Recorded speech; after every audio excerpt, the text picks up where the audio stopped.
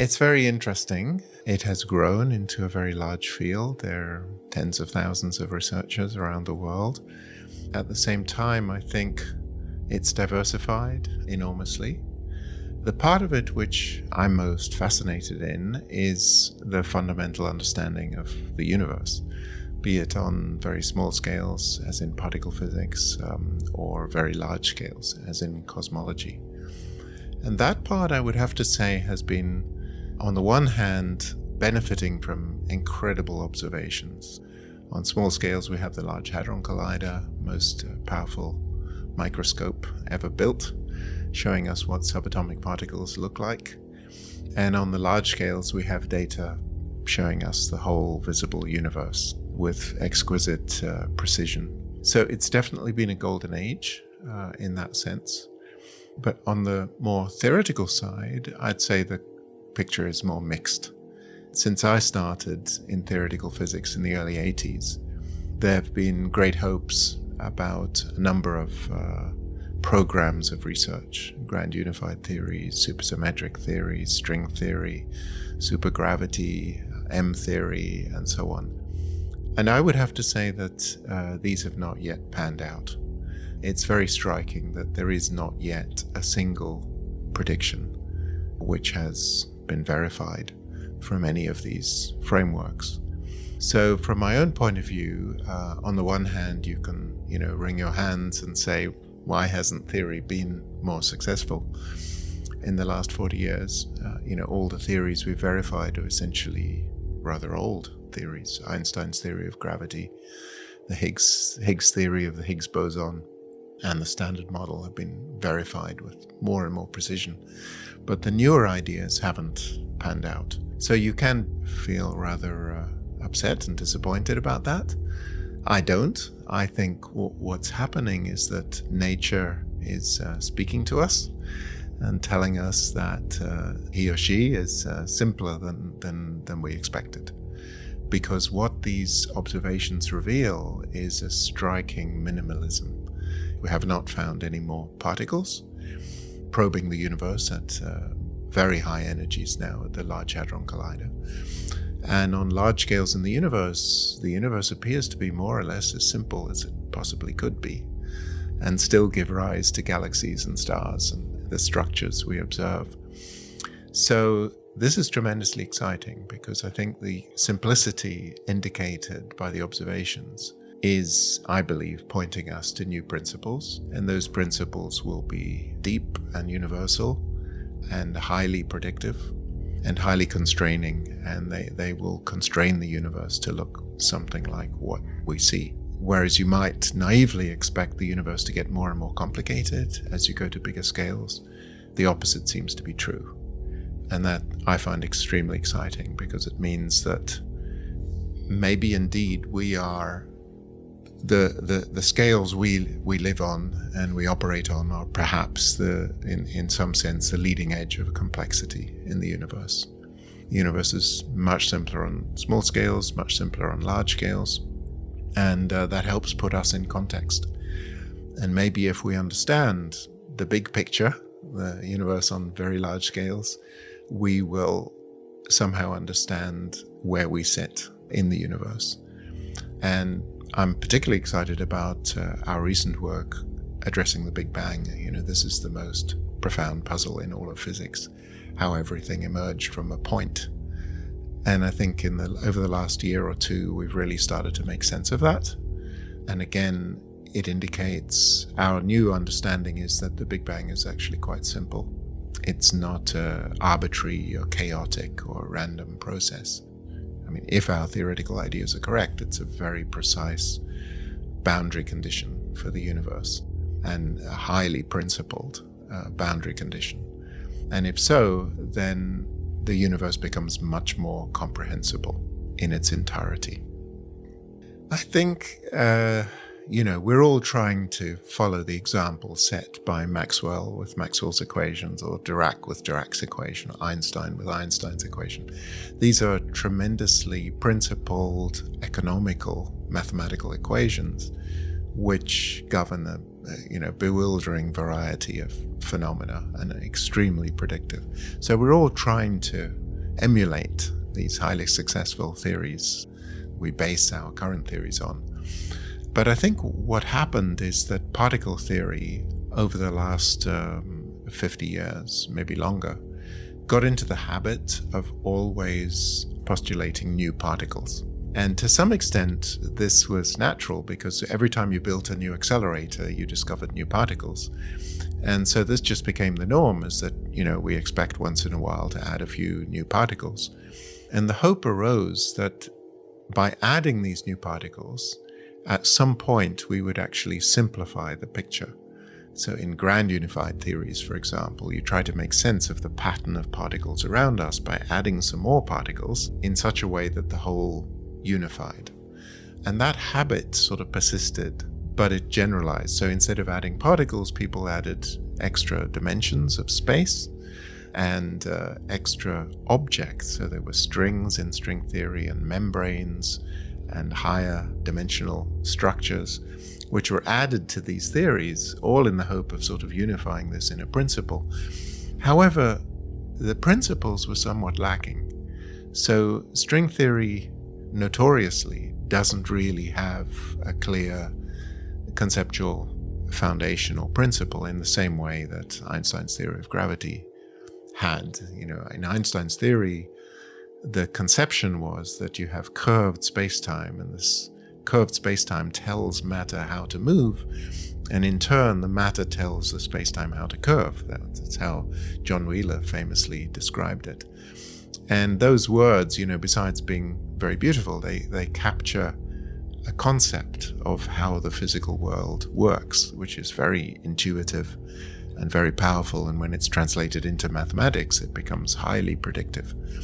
But string theory has lacked such principles, and it's been more a question of sort of follow your nose, and when you come across some phenomenon, you sort of tweak the theory or you adjust your interpretation. And in particular in cosmology, quite a popular endeavor in string theory has been to try to picture the universe as if it was what's called an S-matrix. An S-matrix is something used to describe particle collisions, things come in and things come out. But I think the way the cosmos works seems very, very different to an S-matrix. There was at least in the part of the universe we can see, there was a starting point, and there's this finishing point which is dominated by the energy and empty space, the cosmological constant, sometimes called the dark energy. And so I think trying to shoehorn the universe into a preconceived picture, which was designed for particle physics experiments, to me seems, a sort of search for a principle, but not one that's particularly likely to work. So I think people have been trying to find principles which are economical and powerful and will explain lots of things, but to a large extent those principles don't seem to be the right ones. And as I say, the enormous simplicity of nature is hinting that there are principles to be discovered. Yeah, I'm hopeful that we're beginning to get on the right track. Well, I think it's difficult because both theory and experiment are very technical. When I started as a PhD student, it was very noticeable that the theorists where I were in Imperial College had their own seminars, and the experimentalists had their own seminars, and they generally never went to each other's seminars. So the high level of technical complications in both aspects of science mean that people don't have time to often to interact much with each other. That's very sad, because I do believe that theoretical physics should be, at its most exciting and most effective, should be connected to observations. And there's been an increasing sort of divergence of so-called pure theory from observations, and even a sort of philosophical justification by saying, oh, well, if we know our theory is right, for mathematical reasons, we don't really need to pay attention to the observations. I'm very critical of such point of view, because I think you can really easily go wrong in your mathematical assumptions and very quickly just diverge from anything to do with reality. You need to keep one eye on the observations. It may not be in, very much detail, You don't need to get involved in experiments or data analysis or whatever, but you need to pay very close attention to, major observational results. So I think the field does need a bit of a reset. It's particularly important for students to sort of appreciate the wonder, the sort of miracle that theoretical physics is, that when it does connect to reality, it's quite magical. And I think the students who don't pursue that or aspire to that are really missing out on a lot. That one should, never forget that the real magic in the subject is when it connects to observations. And these observations are extremely fundamental. I mean, we know things about the universe, that the fact that empty space seems to have an energy, the cosmological constant, that's very profound. There are ideas, again, for interpreting the meaning of that. What is this stuff in empty space? Then we have the dark matter. Very good observations showing us that most of the matter in galaxies doesn't interact with light. And we have some very interesting candidates for the dark matter, some of which are very minimal, like neutrinos. We know neutrinos exist, and it's a very simple and natural idea that one of the so-called right-handed neutrinos is the dark matter. And the exciting thing is that hypothesis is possible to test. Within the next 5 years or so, people are projecting that through observations of galaxy clustering, one can actually detect even very tiny light neutrino masses. And if one of the right-handed neutrinos is the dark matter, and if it's stable, then it follows as a consequence that one of the light neutrinos is massless. And that should be possible to confirm within the next 5 years. It's very, very challenging work for people doing the observations and modeling, a lot of computational modeling to understand how the light neutrino masses affect the clumping of matter. But so far the predictions are that with the anticipated accuracy of the measurements, we should be able to tell quite definitively within 5 years or so whether the light neutrinos are massless. And if that is confirmed, it will be a very strong indication that we're actually on the road to understanding the dark matter. And then there are other things like the fluctuations coming out of the Big Bang. These take the form of quantum fluctuations in the vacuum, which is a very profound phenomenon that the quantum fields we observe, like the electron or the photon, or all the other fields in the Standard Model, have fluctuations in the vacuum. And these are very paradoxical and strange, have very strange properties. For example, that if you add up all the energy in these vacuum 0-point fluctuations, it's infinite. And that doesn't make any sense because gravity couples to energy, and gravity would see that infinity.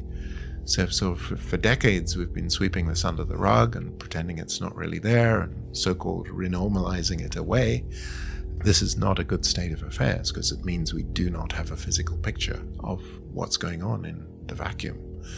And again, these new developments, some of which I've been involved in, are pointing to resolution of these questions, so that by modifying the vacuum of the Standard Model in a certain very precise way, you can cancel this energy divergence and in fact protect some of the deep symmetries in the Standard Model, one of which is called local scale symmetry. So, it's a surprising fact that a photon of light is pretty much the same as a photon of X-rays or radio waves, and they're all just scaled up or down versions of exactly the same thing. And that's a very deep symmetry of Maxwell's equations, that it's so-called scale invariant, and even more than that, it's locally scale invariant. So you can change the scale differently in different parts of space and time, and the equations remain the same. Why is that such a deep symmetry? Well, to describe the Big Bang, where everything came from a point, if all the material in the universe was insensitive to the overall size of the universe, as it is for Maxwell's theory, or actually for Dirac's theory as well, then the stuff in the universe doesn't know about the size of the universe at all. So even though from our point of view it all shrank to a point, the stuff of which matter is made doesn't see the so-called singularity. And this makes the singularity possible to model mathematically and to really understand. and to understand this boundary condition I mentioned at the Big Bang. So I think these principles, in other words, trying to deal with the vacuum energy infinity or divergence, trying to deal with the Big Bang singularity, these are really pointing us to the right principles which will explain the universe on large scales. The thing I'm most excited about recently is that using these same principles, we've been able to calculate the fluctuations we now see in the cosmic microwave background. And amazingly, the numbers come out correct. We get the right size of fluctuations, we get the right spectrum without any free parameters at all. And so, this is early days, but it's a very exciting framework which may end up explaining the universe and connecting it to the fundamental physics of particles in a much more precise way than we ever thought was possible. Essentially, I have been working with the same motivation for my whole career. I've always chosen to work on testable theories, even when most people don't. And so as a student, I was very fascinated by an idea of my professor, Tom Kibble, that there would be cosmic defects in the universe. This was actually a consequence of grand unified theories. And what was exciting about it is if grand unified theories were correct, and if these defects had formed as they predicted, we would be able to see them. And so I spent a lot of time trying to calculate what they would look like, what observations would detect. And in the end, we disproved the idea that these defects gave rise to galaxies, which was one of the popular theories of the 80s. And I spent a lot of time trying to calculate precisely what the predictions were, and then when the experiments came along to check, they just proved those theories wrong. So I was very fortunate to work on theories which could be proven wrong. Then when string theory came along, like most other people, I was very excited. Maybe this is a unified framework that really will explain everything. It's a theory of everything. And I did my best to try to reconcile string theory with cosmology. So we made a model of colliding brains in extra dimensions. And I would say at that point, I was beginning not really to believe. I didn't necessarily believe this framework, but I thought it was an interesting exercise to create a rival, a competitor to the most popular theory, which was called inflation, and hopefully one that was less adjustable and more connected to very fundamental physics, as string theory was, quantum gravity and so on. But I think the realization slowly dawned that, this whole framework was too complex, especially as the observations have become simpler and simpler. And the kind of signals you would have expected from inflation have progressively gone away. So one of inflation's predictions was that there should be very long wavelength gravitational waves created as sort of aftershock of this burst of expansion in the beginning of the universe. And you could see these long wavelength gravitational waves through observing the polarization of the microwave background sky. And the measurements finally became accurate enough to see this effect. Initially, they claimed they had seen it. And so all the inflationists were very excited and thought, this is verification, including Stephen Hawking. My friend Stephen Hawking bet me in public that, we had a bet. I had bet they would not see it. They now claim to see it. And so he wanted me to pay the bet. And I said, all experiments require confirmation. and there were reasons to doubt this experiment. And in the end, the experiment turned out to be wrong. And now what's happened is that the latest experiments see nothing. And within 5 years or so, the upper limit on these gravitational waves is going to get so low that I think most sort of relatively unbiased people will draw the conclusion that inflation probably isn't the way to go. So that's really exciting. The precision of the experiments has got to the point where large numbers of popular theoretical frameworks are now under severe pressure. All these things influenced me a lot, but I think especially when I was working at Perimeter and I had the responsibility as director of sort of deciding which fields were worthwhile to invest in, that made me look very critically at the whole field of theoretical physics and try to assess where the best prospects were. And of course that influenced my research. And so when I left as director and I went back to full-time research, I was very determined to focus on theories which I sort of genuinely believe are promising and have a chance of providing very large explanatory power. We've developed Stephen Hawking's concept of entropy, gravitational entropy, to apply to the universe, the whole universe. And that's been really surprising. And in the course of that study, I've come to the conclusion that Stephen himself underestimated the power of his own ideas. Okay. So he developed the idea of entropy, of gravitational entropy of black holes, entropy of the universe. He never succeeded in calculating it for the universe, as we now have. And so he tied his ideas to inflation. Inflation, sort of to put it bluntly, was the sort of ragbag of models, thousands of different models of inflation, all of them sort of tweaked and adjusted and with lots of assumptions to sort of fit what we see in the universe. And my current understanding is you just don't need it. You don't need to tie Stephen's ideas of gravitational entropy to inflation. Just take them as they are, apply them to the real universe without any extra particles or fields or inflation or anything. And they already explain why the universe is big, smooth, and flat in themselves. And so that's been very exciting, is that I think we found that Stephen's ideas are more powerful than he suspected. There are still questions about exactly what it all means, but it looks like they can explain the structure of the universe without any additional input. And then the other thing in what we're studying, you see, Stephen's ideas were very paradoxical in many ways. So he said a black hole, which only has a mass, an angular momentum, and electric charge, just certain numbers it has, and it's featureless. A black hole is essentially a featureless object, like an elementary particle, but it can be huge. This black hole can be made in so many ways.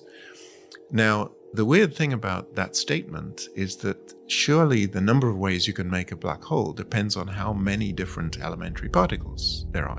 If I only got one type of particle, I can make a certain black hole, but if I've got two types of particles, surely there are more ways to make a black hole. So just assigning an entropy of a black hole immediately creates a puzzle. Why are there so many different particles in the standard model? And does the entropy of a black hole depend on how many particles there are?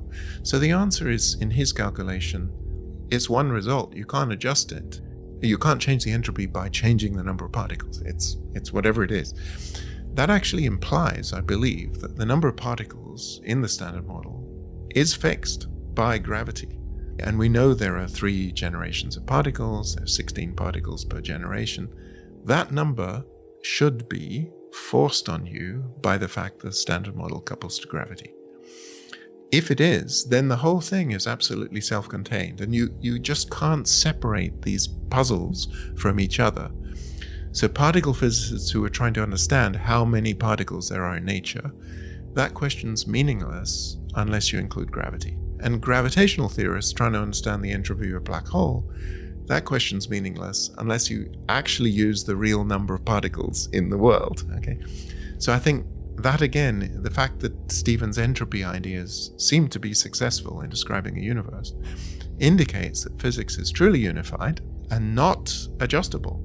And so if all of this works, I would say we will be pretty sure that this is the entirety of physics.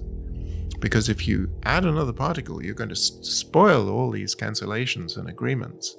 So that's very exciting, that nature may itself be telling us how things unify, and that all these kind of consistency arguments and arguments about the universe and the Big Bang and consistency with observations may in fact all come together very beautifully into a coherent mathematical picture.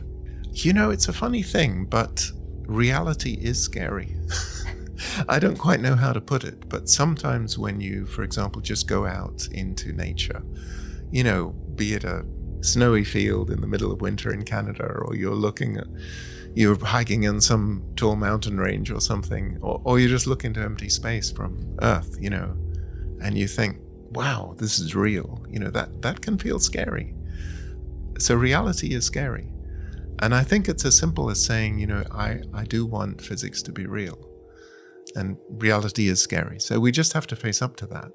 The way to face up to it is to sort of enjoy this kind of amazing fact that we are able to interact with nature and make sense of it.